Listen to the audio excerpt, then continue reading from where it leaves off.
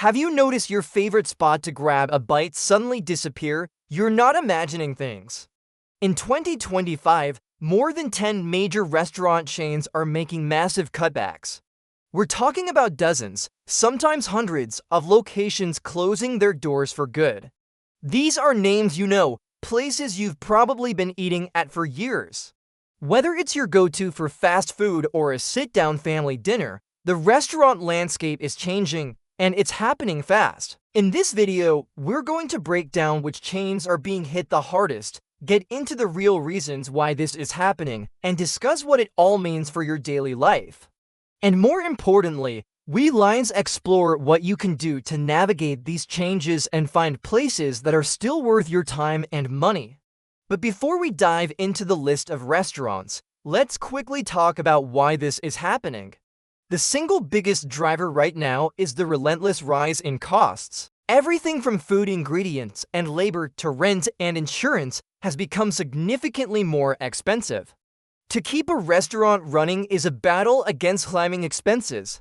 But here's the catch: most customers can't and just absorb a 15 or 20% price hike for a burger or a stack of pancakes. That's especially true for families and folks on a fixed income. So restaurants are caught in a tough spot. If they raise prices, they risk losing their customers. If they don't, they lose money on every sale. It's a lose-lose situation, and for many, the only option left is to shut their doors. Now, let's get into the specific restaurants facing the biggest challenges. First up is Jack in the Box. They've made headlines with their plan to close up to 200 locations, a number that includes many of their Del Taco stores. This is one of the largest single shutdowns we've seen from a national chain in recent memory. With their sales dropping over 4%, they're cutting back aggressively to reduce debt and try to stay afloat. Next on the list is Applebee's. Earlier this year, one of their largest franchise operators filed for bankruptcy, leading to the immediate closure of at least 8 locations in the Midwest.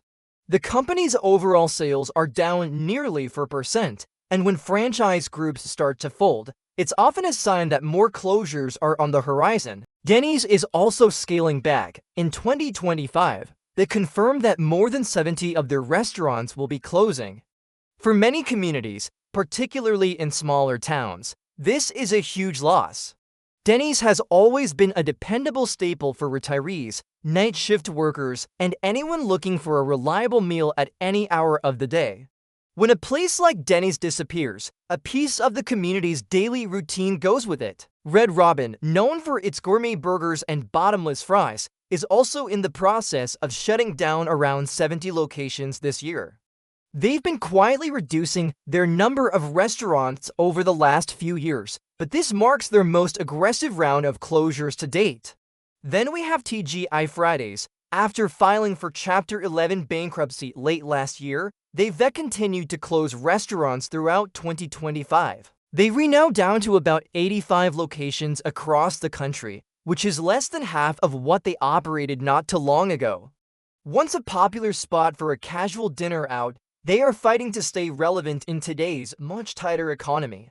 On the Border Mexican Grill and Cantina is another chain in serious trouble. They also filed for bankruptcy earlier this year and have already closed over 70 locations. Only about 60 restaurants remain open across 18 states. They pointed to inflation, rising wages, and weaker foot traffic as the primary reasons for their struggles, and more lease cancellations are expected. Hooters of America joined the list by filing for Chapter 11 bankruptcy in early 2025.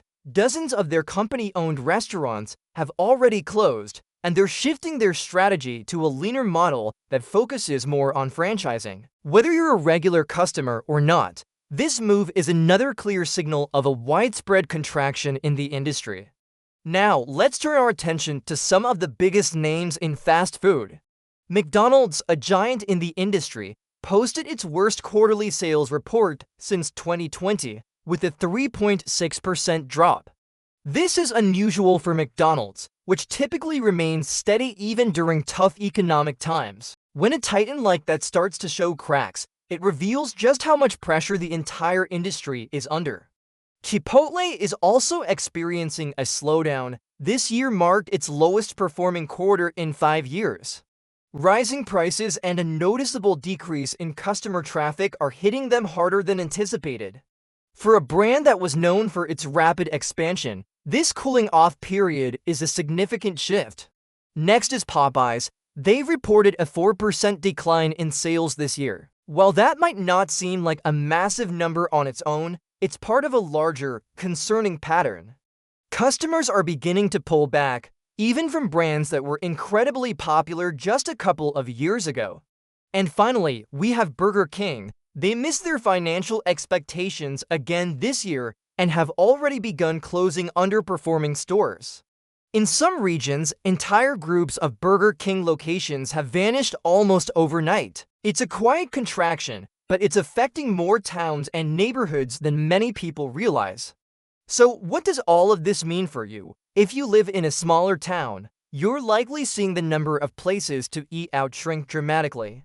And it's not just about having fewer food options.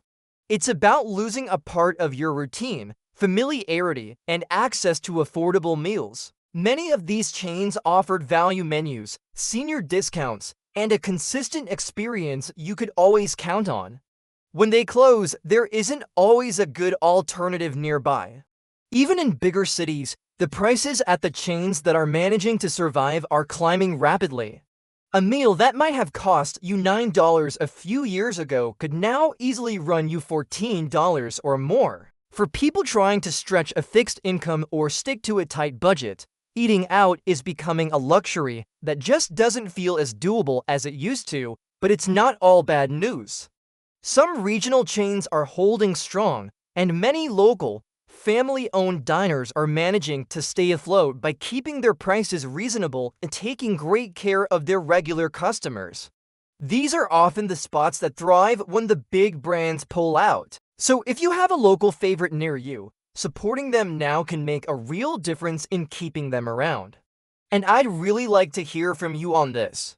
Have you seen any of these closures in your own area? Has your local Denny's or Burger King shut down recently? Is there a place you used to go to all the time that has suddenly disappeared? Let me know down in the comments. These aren't just abstract national trends. They are real, everyday changes that people are seeing on their own streets. Thanks for watching. I'll continue to cover this story and others like it, especially focusing on how these economic shifts affect older Americans, retirees, and anyone trying to navigate these challenging times without being left behind. Please take care of yourself, and I'll see you in the next video.